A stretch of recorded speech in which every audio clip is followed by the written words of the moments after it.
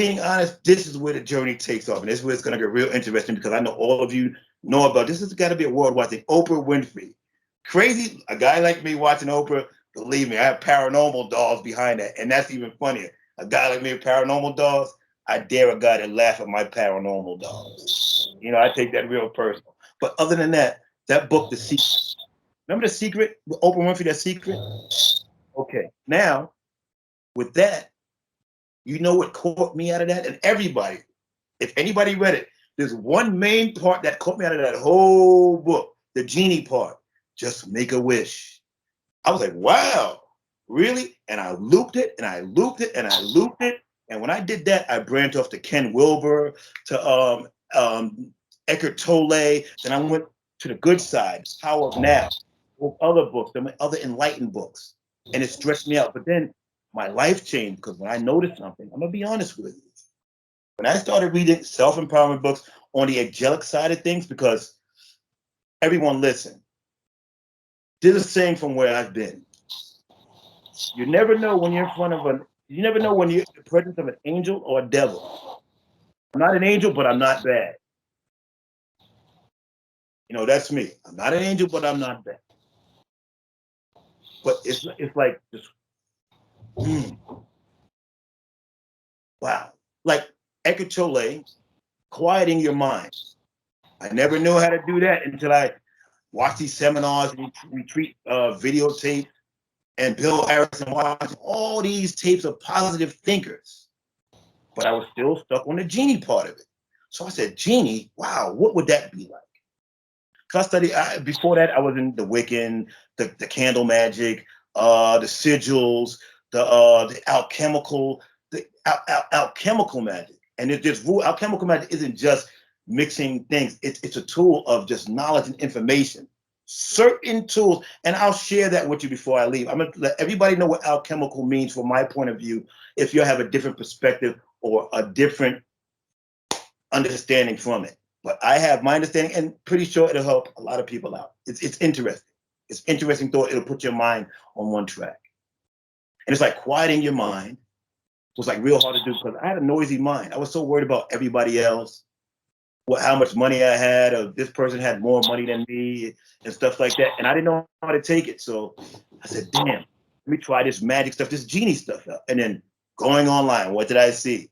A Djinn ring, 1,000,000 Djinns, 1,000 Djinns. Wow, genie ring. And I started reading people's stories about Djinn. And the pull from that was like, so I said, you know what? I got $500 in my wallet. I said, I have $500 in my wallet. Let me buy this Djinn ring. Hey, who cares? Tax return money. I can waste it. I bought a Djinn ring, right?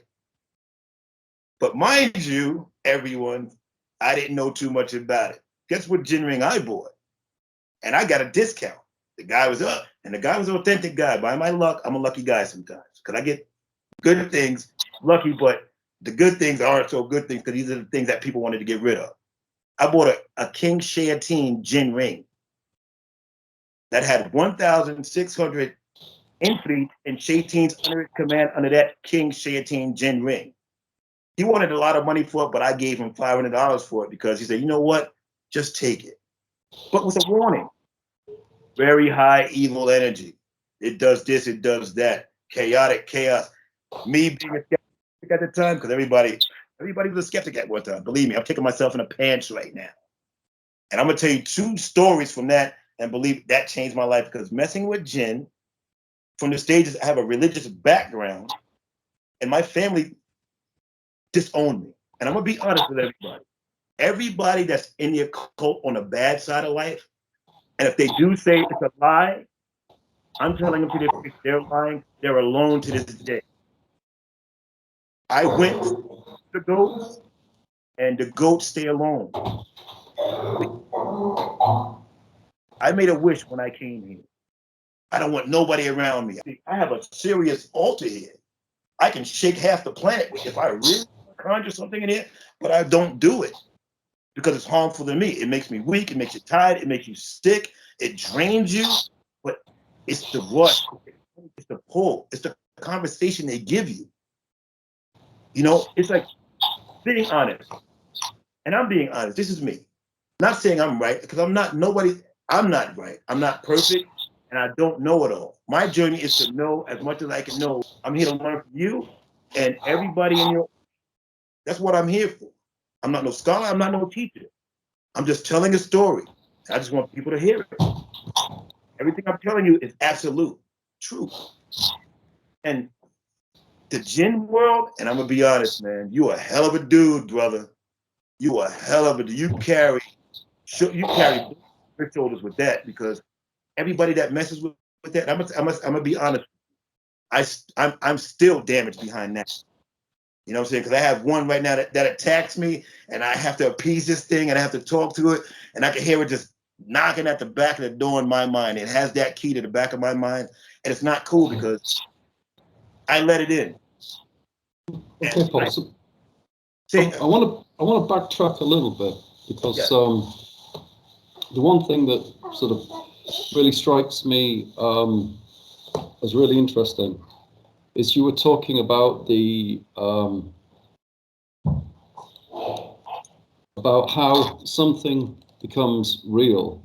Now, this is quite an interesting phenomenon. It goes back a lot longer than what people think. It goes back to languages that we don't even understand. Okay. Okay. For example, we've all seen as children, especially my age, the magician saying abracadabra. Yeah? Yes. Yeah.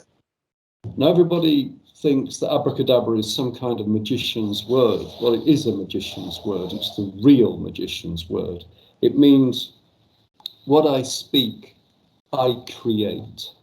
That's the nearest translation we've got to it, because essentially the word is not Arabic. It predates Arabic. But you've obviously found this within yourself, that what you speak is what you create. And then you used a brilliant analogy of the birthday cake, yeah. And then how they blow the flame out and the smoke is a smokeless fire, which is a really brilliant analogy. But the one thing that I think that we have to sort of really get into mind is that also the flame represents, if you like, our eternal force. Now, this is where it gets really sticky for me, is what is our eternal force? You know, because, you know, from going yourself to like the church and things like this, they'll tell you one thing, you read Wicca books that tell you the other. You speak to Hindus, you speak to Buddhists, and everybody has an idea of what the eternal force is. Yeah. Mm. Now, the one thing is that this probably comes from the more the voodoo aspect of it. These guys talk about, well, the only reason why these gods exist is because we invent them. Okay? So when it's always a problem. I mean, this is not for the average viewer that we're talking about this. What is the Djinn from your perspective? You talk about, well, you managed to get the Djinn at what you wanted. You got the Djinn ring at what you wanted, the price that you wanted, which is great. But the point is, what I'm asking, and I think it's what a lot of people are asking, are we really the Djinn? Is it just an aspect of our higher self? What is your thoughts on that? No, we're not. Well, No, we're not. okay. Because I love myself, and I don't fear myself. And if you fear anything, you can't love. And Djinn hates you. No matter how good you think the Djinn is, I learned from you. They hate you, and they always will hate you. So we are not the Djinn. So we are separated. Two individual entities. Yeah, because I find that really interesting. Because obviously, I know where the Djinn are coming from. You know, I understand that they are entities that are way outside of our lines of consciousness, our lines of understanding. But there's also, like I said, there's also a very strong part of me that when one contacts with these entities, how do we contact with them? Yeah, you know, what part of us contacts with them? Now, the Sufis will say that the Djinn will only contact with the body and the mind. It cannot contact with the soul, okay? But it can contact with the very human side of us. Yeah? Okay. Mm-hmm. Yeah, indeed. So when we're talking to it, if you like, we are talking to the entity, if you like, from our primordial selves. Yeah. We're not talking it from our higher selves. And I'm just wondering, as a magician, is that something that you're aware of? Kind of, sort of, yes. And you know what? Yes, I am aware of that. Because, okay, just like you said, and you made a perfect point on that. There's a certain level that you can reach that. And look, you have to be in a higher state of conscience to reach it.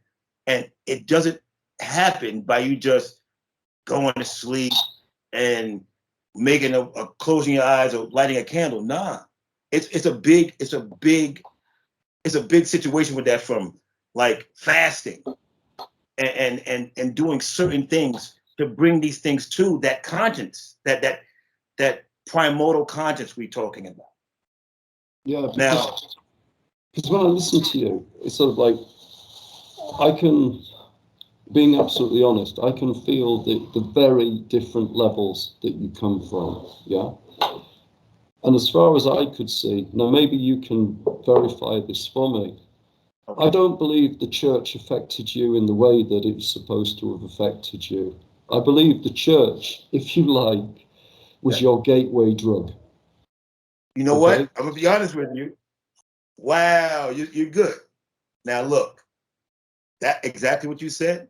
The reason why I went the left-hand path is because I'm in church with my mother for 40 some odd years, 30 some odd years, and I could never feel what they felt, jumping around and praising and feeling this energy, this light and this Holy Ghost. And I would see it, and it was bad because I would always laugh. I would always go to sleep. And they would always say, "That's the devil in you," slap me in the back of the head. And then I started cutting church like cutting school, cutting class. And then I said, you know what? I run across a couple of people, a couple of Wiccans, a couple of Gothic people. Yo, look, oh, I like that star. Yo, it works. Ouija boards, they work. Scrying mirrors, they work. And I will be honest with you, they worked a lot faster than the church did. And that's why I stayed. But when you go so deep, that pull and that pull is so strong that when you try to get out of it, you're cutting yourself up. It's like you're sliding down spikes in the smooth way. But when you try to go back up, it's going to poke the shit out of you. Pardon my French, but it's going to poke you to death. You never make it back up. That's one. It's like that's a perfect definition in a Japanese version of hell. There's trees in hell, they said, in a Japanese version, that you can slide down, but when you climb back up, they open up like umbrella, spikes. Or your punishment was they'll slide down the trees and it'll be in reverse. It'll impale you. But those are guaranteed. That's there. That's another story I'm gonna tell you. Before I leave, I gotta tell you 2 Djinn stories, guaranteed from doing rituals. But when we get close to the closing part, it's about 2-3 minutes. Because the other question is, okay, yeah. you see the Djinn as entities which are not human and they're not really part of this life. Yeah. Right. Now, I know the Arabic system, and the Arabic system uses Allah, yeah? And the Arabic system has been used for thousands and thousands of years. What guided your system? Is a new book by Brian Barot. It's the result of a lifetime study in occultism. Barot has worked with adepts in India, Africa, and the Yemen. This book allows the reader access to the Djinn. Everything within its pages is authentic. This book has been reviewed by occultists such as J.S. Garrett, who believes it's one of the best books ever written on the subject of the Djinn. It's also been reviewed by Sufi masters, namely German Guido Myers, who believes this is a really good book. Moreover, Christine Hart, Sunday Times best-selling author, she writes, "This book is wonderful and a glorious read. It's not for nothing. Brian Barrett has been called the Djinn master. If you want fame, if you want a better relationship, if you want spiritual awakening, Djinn Illuminated is available on Kindle."